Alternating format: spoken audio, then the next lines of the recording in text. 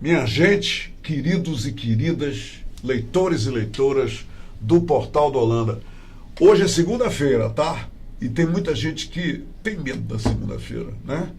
Principalmente o pessoal que trabalha, e, aliás, que começa a trabalhar na segunda-feira muito cedo. Aí esse povo tem o horror da segunda-feira. Mas nós, aqui no nosso A Hora do H, pode ser a hora que for, a gente começa tudo com muito entusiasmo. Ainda mais, se eu inicio o meu trabalho da semana ao lado de uma personalidade indiscutível da medicina do estado do Amazonas.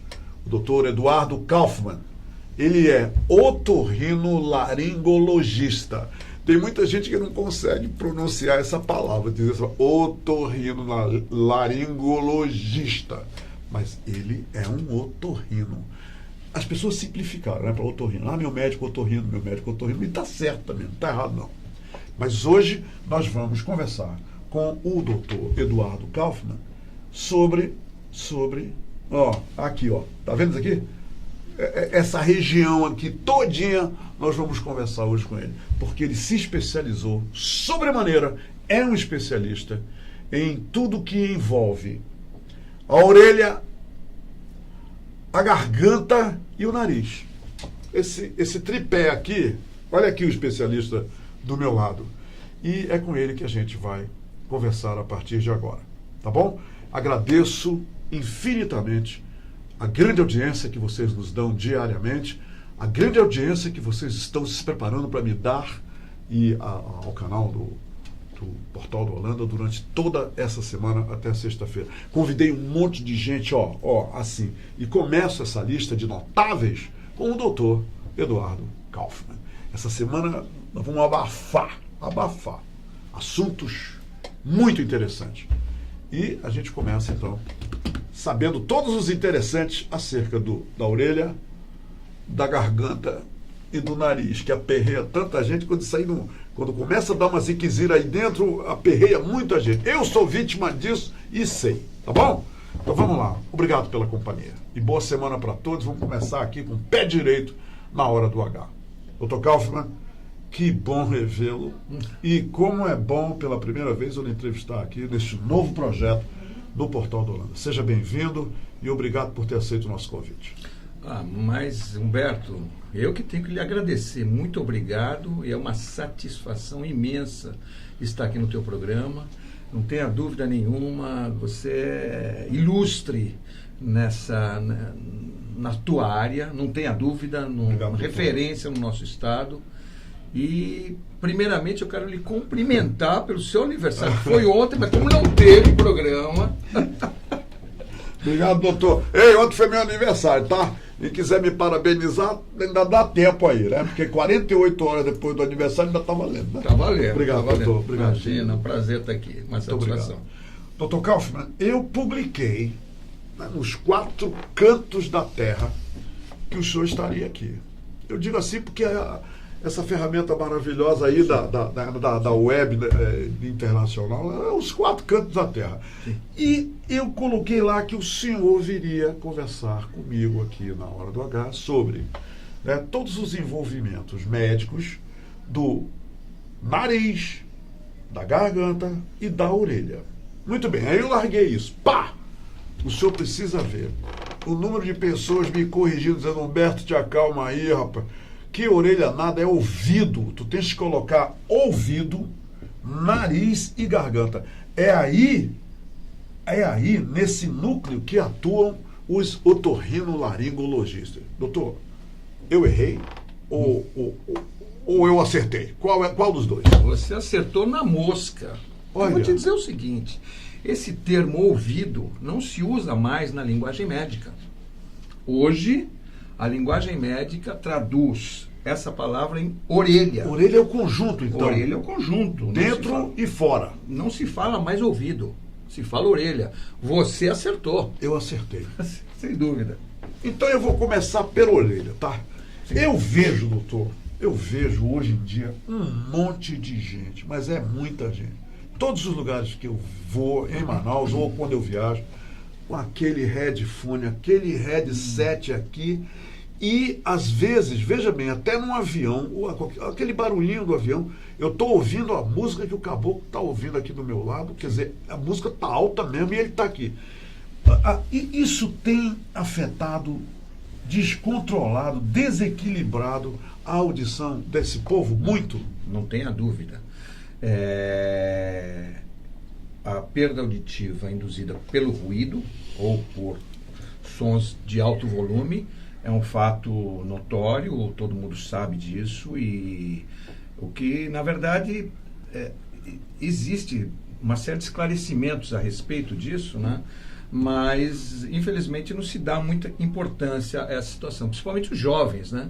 Os jovens, hoje mesmo eu levando minhas filhas para a escola, cada uma delas com um fonezinho. Olha só. Principalmente os jovens, né, doutor? Os jovens são terríveis. Os jovens são terríveis. E quando você percebe aquele volume de som. Eu que não estou usando, eu estou ouvindo a música de lá. Aí a coisa está grave. Está grave. E eu vou te dizer que, na verdade, o melhor remédio para isso, além de não usar um som de alta intensidade, é o repouso auditivo. Então, você nunca deve ficar exposto a um volume sonoro muito intenso durante mais de 15, 20 minutos. Meia hora, descansa um pouquinho e vai. Agora, depende também do volume, né? Porque, na verdade... Ficar ouvindo aquilo por mais de uma hora é prejudicial, doutor? Direto, assim, uma hora direta. Sim. Na verdade, existe um limite de intensidade sonora pela Organização Internacional do Trabalho, que dita a intensidade de 85 decibéis, né, ou decibel, na verdade, que é o termo correto, para 8 horas de exposição contínua. Né? E você imagine que a cada incremento de 5 decibel cai pela metade o tempo de exposição. Então, 90 decibel é 4 horas, 95 decibel é 2 horas, 100 decibel é 1 hora. 100 decibel você está, por exemplo, num show de música normal, está dando um nível desse. Agora, doutor Kaufmann, em quanto tempo as consequências dos danos à audição aparecem depois de um certo tempo de uso? Leva quanto tempo para... Depende, mas na verdade depende da predisposição individual e também depende do tempo que você usa. Mas na verdade essa perdazinha vai ocorrendo lentamente em frequências muito agudas e a pessoa não percebe. No início não percebe. Não percebe. Quando vai perceber, já percebe que tem uma alteração na qualidade auditiva, mas não é que a pessoa sente que esteja escutando menos. E aí, quando você faz um exame, você pode constatar uma leve deficiência. Que aí, nesse caso, é irreversível. As pessoas, naturalmente, Dr. Kaufmann, com o passar dos anos, elas vão perdendo a capacidade de audição? Isso é uma situação também individual. Né? Nesse fato, muito relacionado a fatores genéticos. Mas você pode pegar uma pessoa de 70 anos, 75 anos, até com uma audição muito boa, sem problema nenhum. Não necessariamente, mas evidentemente que existe uma possibilidade de uma leve perda, dependendo da suscetibilidade individual genética. Algumas tias, avós aí, há algum tempo, recomendavam um azeite morno para colocar nas crianças. Eu me lembro como se fosse hoje o azeite lá, o óleo morno, e colocando no ouvido das crianças, que às vezes tinham com água no ouvido. Nos fale, há algum perigo nisso, hein, doutor Kaufmann? Na verdade, o ouvido, como eu sempre digo, até nas aulas que eu dou na UFAM, o ouvido, ele gosta, né? A situação boa para a gente fala ouvido, aliás, até por uma força de hábito. Uma força de hábito, mas na verdade é orelha. O canal auditivo, ele tem uma função que ele precisa estar seco. Ele seco, ele funciona de uma maneira normal, na produção de cera, na lubrificação, enfim. Então, quanto mais você ficar pingando remédio no ouvido ou qualquer outra situação, principalmente os caseiros, né, doutor? E principalmente com constância, isso pode trazer complicações. Né? É muito frequente, por exemplo, que a pessoa pode até, assim, indo a extremo, perder a audição por causa de uma grande infecção, alguma coisa, doutor? Não, na verdade, uma grande infecção, por exemplo, uma micose, quando não bem tratada e a tempo hábil, pode levar a uma perfuração do tímpano. E uma perfuração do tímpano já leva a uma situação de sequela, muitas vezes, né? E já é um canal aberto para outras situações de consequências maiores. Eu quero aproveitar, porque o senhor falou em cera, e existe muita gente que usa lá o cotonete e haja tirar a cera, e com uma grande frequência. Esse negócio de tirar a cera do ouvido, esclareça, por favor. Se a cera está lá, para mim, ela tem um papel, ela tem uma função. Tirar essa cera é normal, como muitas pessoas fazem, doutor? Na verdade, a cera é uma película protetora, né, do canal auditivo. E, numa situação normal, ela é produzida e eliminada naturalmente. Sem que a gente perceba. Tem pessoas que têm uma predição maior para a retenção de cera. Um problema da própria pele, excesso de pelos no canal auditivo, um canal auditivo estreitado. Existem algumas situações que favorecem a situação de retenção de cera. Mas, de uma maneira normal, ela é produzida e eliminada. Naturalmente. Dentro para fora, naturalmente. Quando você vai com uma haste, né, de algodão limpar, entre aspas, o canal auditivo... mesmo aqui, só entrada. Só entrada, porque você vai contra o movimento natural, que é a de eliminação da pele e do cerume de dentro para fora. E aí isso favorece a impactação de cera. Além de deixar a pele desnuda e factível de uma possibilidade de uma infecção. A pele fica vulnerável a infecções se você tirar toda a cera. Fica mais vulnerável, sem dúvida. Sem dúvida. Porque a cera tem uma razão. É uma película protetora. É que não se insere um piso, é uma proteção. Então, se você vai tirar aquilo lá, você poderia favorecer uma possibilidade de qualquer um germe se assestar. Agora, isso, na verdade, é pouco, porque para nós que já estamos nessa atividade verdadeiramente há quase 40 anos, isso não é nada, porque o problema é quando você vê uma situação assim, que é meio hilária, mas na verdade de humor negro. Tipo assim, doutor, isso nunca me aconteceu nada. Eu estava lá limpando o meu ouvido, aí me esqueci, aí meu sobrinho entrou e pum! Aí o negócio é sério, né, doutor? Aí eu estou até imaginando o que pode acontecer. Tem que torcer para que aquele negócio tenha entrado assim. Porque aí aquele sangramento foi só uma ruptura da pele sem problema. Mas entrou direto, vai ter um rompimento da membrana do tímpano. Dr. Kaufmann, eu fiz um exame de vista e o médico me pediu um teste da minha vista periférica. Existem testes para, por exemplo, equipamentos que digam que o ouvido da pessoa já não está ouvindo tão bem? Como tem teste para a vista que está bagunçada aqui na periferia? Sim. Vários exames. Tanto exames mais simples, né? Exames subjetivos, que teste auditivo simples de audiometria, quanto exames mais sofisticados de medição da pressão de ar do ouvido. Até isso é medido, doutor? Sim. E exames da função também neurosensorial, né? Testes auditivos mais vamos dizer... mais precisos. E moderno, lógico. De alguma maneira. Dr. Kaufmann, nós vamos fazer um rápido intervalo de 15 segundos. Pode contar aí.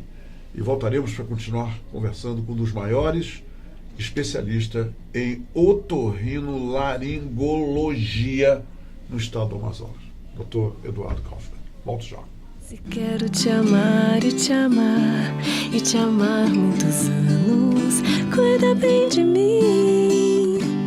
Então misture tudo dentro dentro de nós. Eu estou de volta para continuar entrevistando o doutor Eduardo Kaufmann. Doutor Eduardo, tem umas perguntas aqui, daqui a pouco a gente escolhe algumas aqui. Sim. O nosso nariz agora. Sim. Vamos lá para o nariz, Sim. ok? Eu acho, isso aqui é uma opinião minha, a questão do nariz na Amazônia, numa região como essa, úmida e tudo mais, chuva, sol, chuva, a gente muda tudo, num dia muda tudo, principalmente para as crianças. Essas questões envolvendo o nosso nariz, eu conheço um monte de gente em Manaus, mas é muita gente, doutor, que tem problemas de respiratórios e frequentes e que talvez até podem se tornar crônicos. Obstrução nasal, dor de cabeça, dor na face, secreção nasal, sangramento nasal, dificuldade auditiva, zumbido, tontura, quer dizer, tudo isso envolvendo o nosso nariz. O que o senhor tem a dizer sobre isso? Aqui, problemas respiratórios, principalmente de ordem alérgica, devido ao clima, essas situações de choques térmicos, a necessidade do uso de ar-condicionado, é uma prevalência muito grande. E eu nunca imaginava isso, porque quando eu vim morar aqui nessa querida terra, isso fazem 35 anos, eu vim de São Paulo, onde a gente olhava o horizonte cinza de poluição e vinha para Manaus, capital da Amazônia, do Amazonas, Amazônia, pulmão do mundo. Eu imaginava que aqui era ordem respiratória, sem dúvida que era o lugar ideal.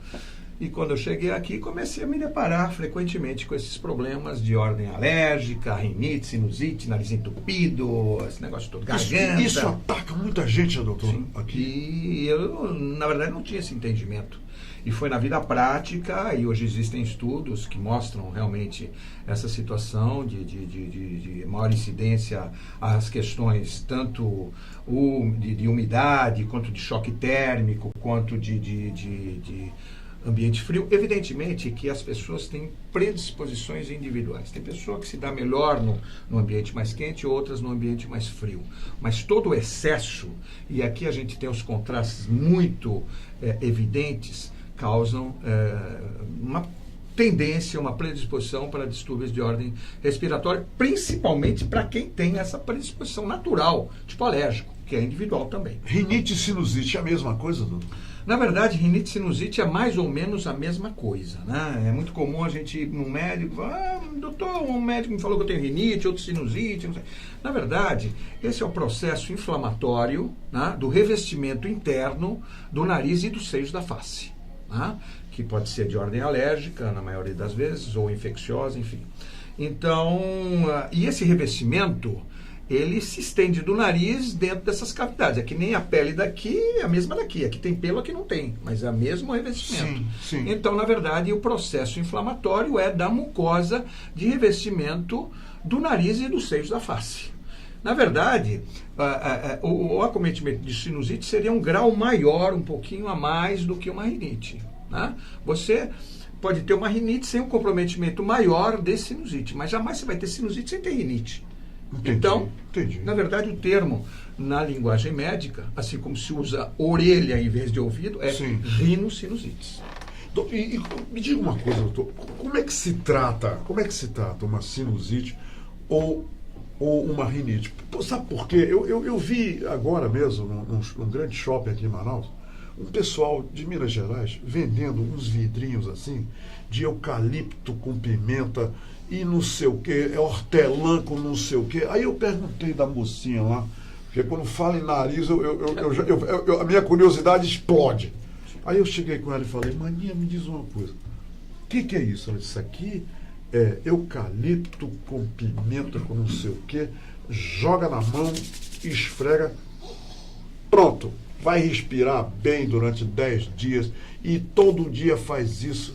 O que o senhor diz dessas fórmulas mágicas que estão vendendo por aí, doutor? Sim, é que nem aqui na nossa Amazônia, que é bem conhecida a cabacinha. A cabacinha.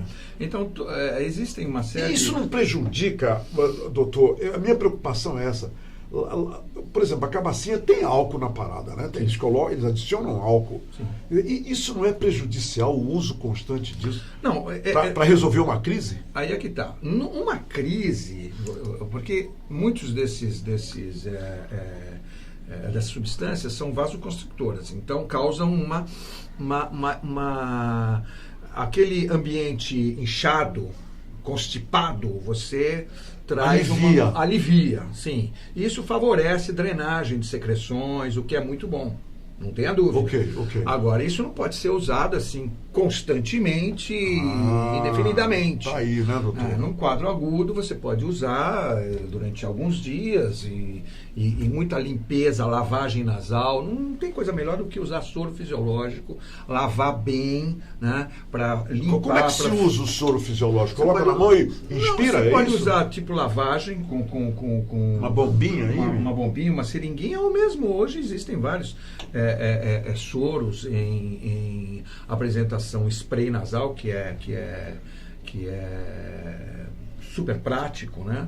Você dá 2, 3 jatinhos em cada narina, 3. Tem cura? A sinusite e a rinite, elas têm cura? Bom, porque eu ouço essa palavra crônica, tá um negócio muito ligado a esse problema. A questão é assim. Na verdade, a gente tem que focar a causa do problema. Porque, na verdade, a consequência tem cura no momento. Mas a causa, se não for bem abordada, o problema vai retornar. Então, exposição a uma situação de choque térmico permanente, por exemplo, você na frente de uma corrente de ar permanentemente, você vai sempre estar com problemas. Você está falando do ar-condicionado, né? Bom, um ar-condicionado, qualquer vento, principalmente o ar. O ar-condicionado de uma pessoa que está com uma crise de sinusite ou rinite, dormir com o ar-condicionado ligado é favorável? O próprio nome já diz, é ar-condicionado, não é ar natural. Então, é uma necessidade que a gente tem aqui. Quem tiver uma crise deve evitar o ar-condicionado. E precisa de muito ar natural, é isso que quer dizer? Sim, evitar, mas às vezes é inevitável. Por causa do calor. Exatamente. Então é aquilo que eu falo sempre. Nunca usar o ar num tempo prolongado em ambiente fechado. Principalmente quando você tiver uma crise. E a troca de lençóis, e a troca de fronhas. Isso é importante. E a limpeza do ar-condicionado. Tudo isso. Se não fizer isso, você está condenado, né? A estar ali o tempo todo com crise. A questão é o seguinte, muitas vezes a gente chega assim e fala, doutor, me dá um remédio para sinusite. Eu olho assim e falo, peraí, penso cá comigo, não é assim. Não é um remedinho que eu vou te dar, não é assim. Antes de você começar a passar uma medicação, você precisa ter toda uma orientação a respeito da situação, às vezes é um ambiente, no próprio ambiente de trabalho da pessoa. Às vezes uma condição onde ele fica exposto a... Um mofo escondido em algum lugar, num armário, numa gaveta. Exato. E não adianta você ficar tomando remédio. Eu até falo, eu não vou ser mais um a ficar passando remédio. Não adianta, né? Não adianta. Eu fui no médico, não tomei remédio, não adiantou nada. Eu não vou ser mais um que vou fazer isso, porque não é essa a solução. Que problemas, doutor Kaufmann, pode haver, camarada, muito tempo com essas áreas aqui obstruídas, respirando pela boca o tempo todo? Que problemas ele está sendo exposto aí? Bom, na verdade, o nariz tem uma função de filtrar o ar que a gente respira. Né? Isso é muito importante. Filtração, aquecimento e a umidificação do ar. Então, se você não tem uma boa limpeza desse ar, primeiro que todos esses tecidos, né, principalmente dos seios da face, vão começar a entrar numa situação de um processo inflamatório crônico, prolongado e alterações desse epitélio, né, desse revestimento. Você respirando pela boca, você vai estar constantemente e principalmente no ar-condicionado, no nosso meio, com a garganta ressecada, né? E aí começa a ter problemas de garganta, de irritação frequente na garganta, situações assim que uma coisa acaba levando a outra. E depois entope o ouvido por dentro. Aí espalha, vai embora. Doutor Kaufmann, agora que o senhor falou em garganta, me diga uma coisa. Eu vejo aí, eu decidi usar esse trampolim caseiro para a gente mergulhar em maiores detalhes médicos. Eu vejo e sei que muita gente usa água morna com sal, água morna com vários, até o próprio eucalipto, para gargarejar, cortelã, e porque a voz isso e a voz aquilo, porque a garganta isso. Muita gente comprando nas farmácias sem receita aquelas pastilhas para garganta com qualquer problema. Qual é a sua análise disso? A voz é outra área muito importante dentro da nossa especialidade, né? E a garganta, enfim, é uma região onde problemas acontecem com muita frequência. Essas substâncias e essas medidas assim têm uma certa ação anti-inflamatória que realmente pode ajudar pouco. Quando você diz certo, isso quer dizer temporária. Temporária, né? Traz um certo alívio. Um alívio que é interessante, mas a causa sempre tem que ser abordada, porque não adianta você tratar... Você vai gargarejar todo dia aí, e só prolonga. Inclusive, muitas vezes pode mascarar outras situações que você deixa se acumular durante um tempo mais prolongado. Então, problemas de garganta estão muito relacionados também à parte digestiva, muitas vezes, né? A questão do refluxo, tem várias situações aí relacionadas. Doutor Eduardo, quando é que a pessoa deve se preocupar que tem alguma coisa muito errada devido à rouquidão, que a voz da pessoa já muda, a voz da pessoa não é a mesma, um dia ela amanhece falando como, entendeu? Com uma voz que não é nem dela, vai embora, aí volta, fica mais tempo rouco. A rouquidão é um sinal do organismo que tem alguma coisa errada, doutor? Sim.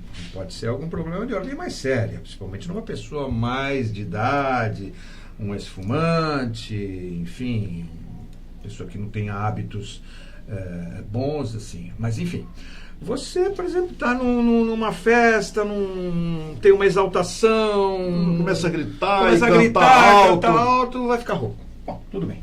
Ou então... Isso é uma coisa. Não, sim, mas peraí, tá, tudo bem. Ou então, por exemplo, você tem um quadro gripal, de vias aéreas, uma gripe, tosse, catarro, dor de cabeça, vai ficar rouco. Tá. Esse processo, naturalmente, de rouquidão, ele pode durar até no máximo 3 semanas.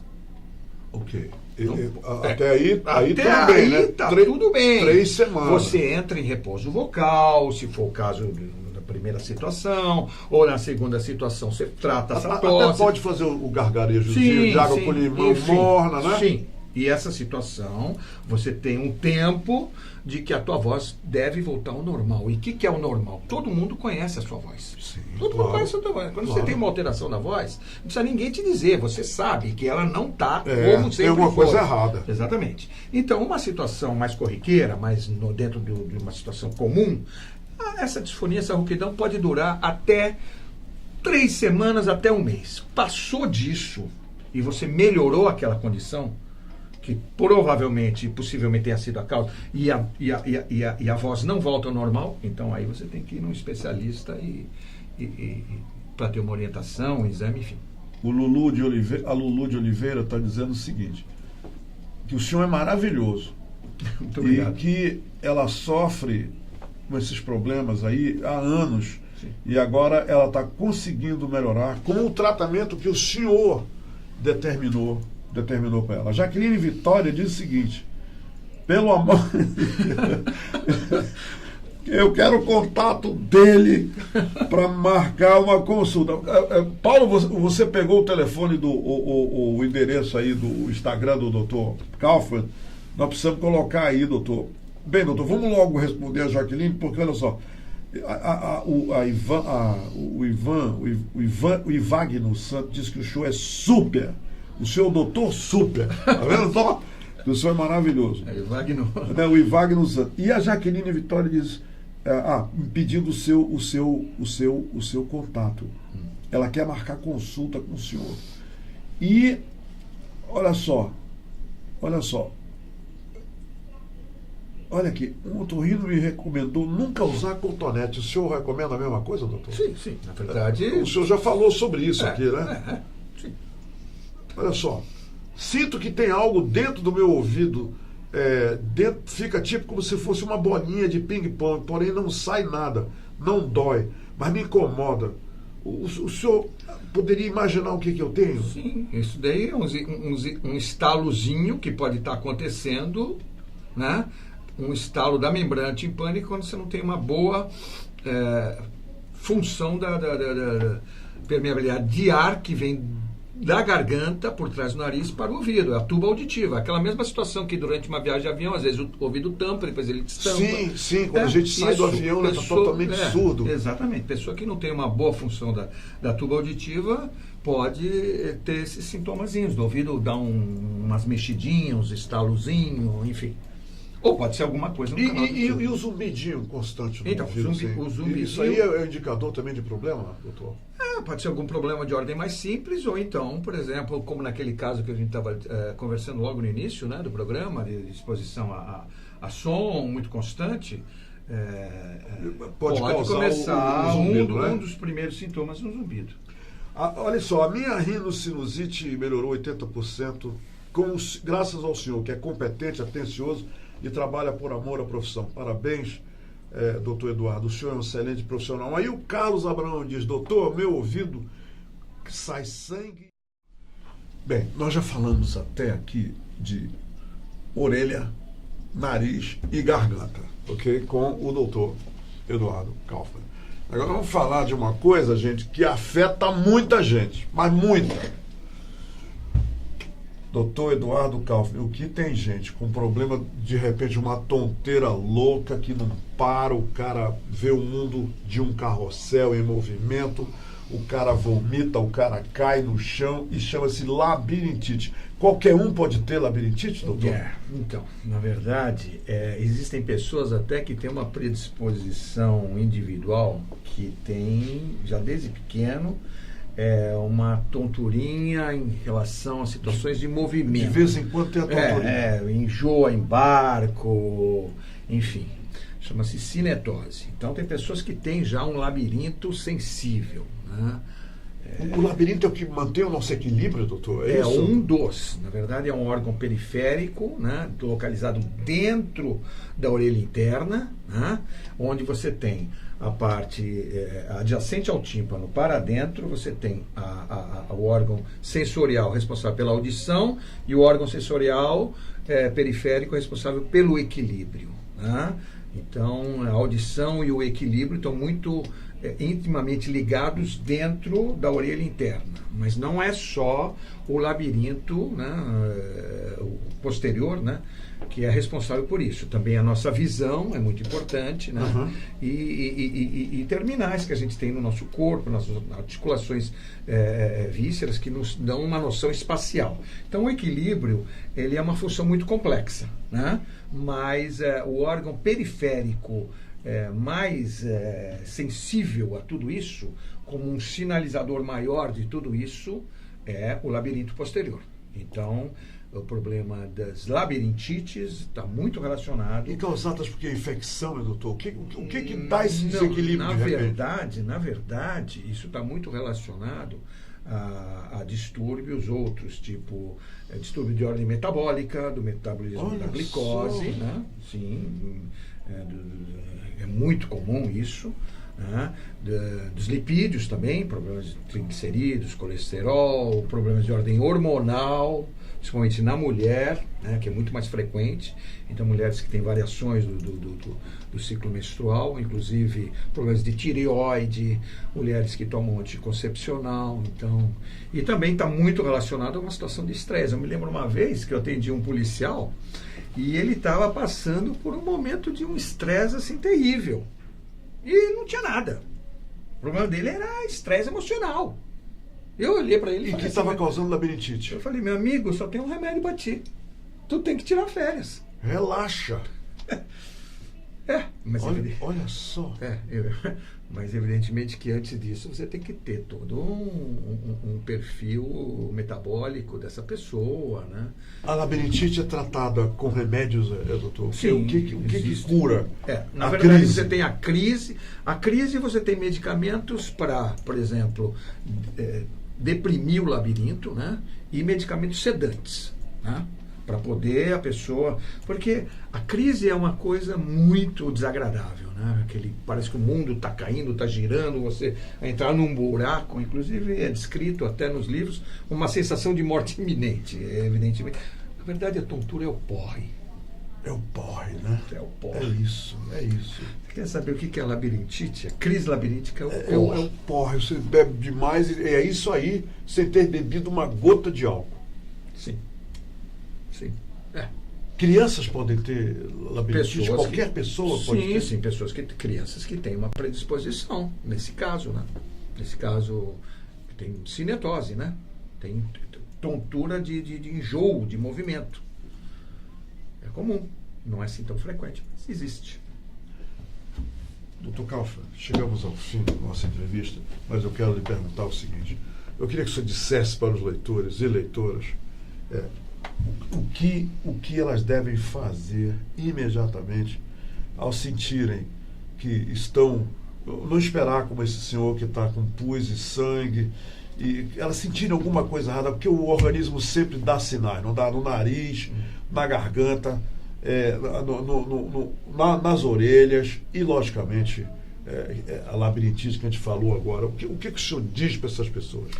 Eu digo que uma medicação sintomática, um distúrbio de ordem mais leve, um medicamento comum que se tem muitas vezes, até pode trazer alguma melhora, mas efetivamente não traz realmente, e muitas vezes usar de uma maneira inadequada, né? Tem um problema e toma um anti-inflamatório, tem vários que não traz benefício nenhum, né?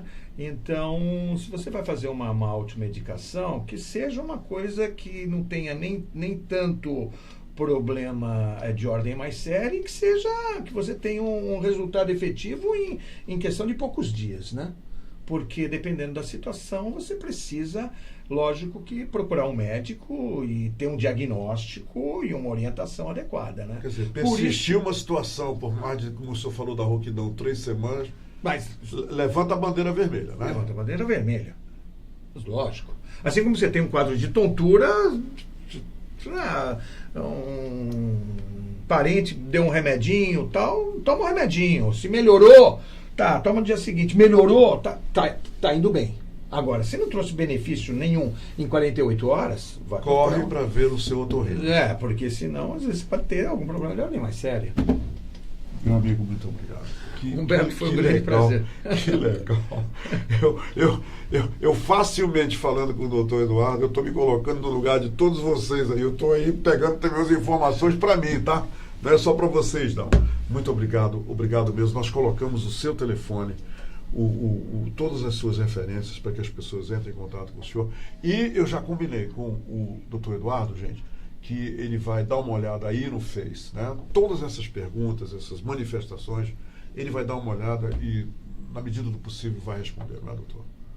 Vai responder. Com certeza. Muito obrigado, Humberto. Foi um imenso prazer. Às vezes a gente não passa muito tempo sem falar assim, né? Com certeza, com certeza. E dia 28, apareça lá. Você sabe onde me encontrar. Sim, sim. Depois das 6. Opa! Depois das 6. Obrigado, meu amigo. Muito obrigado. Muito obrigado mesmo. Meu nome e no nome de todos os nossos espectadores. Foi um imenso prazer. Obrigado, meu amigo. Obrigado. Gente, obrigado pela companhia, hein? Amanhã eu volto para falar sobre adoção. Imaginem só, adoção. E a doutora Rebeca Mendonça Lima vai vir aqui, né? E ela vai nos falar coisas muito interessantes sobre todo esse mundo, todo esse sistema de adoção de crianças aqui no estado do Amazonas. Obrigado pela companhia e até amanhã.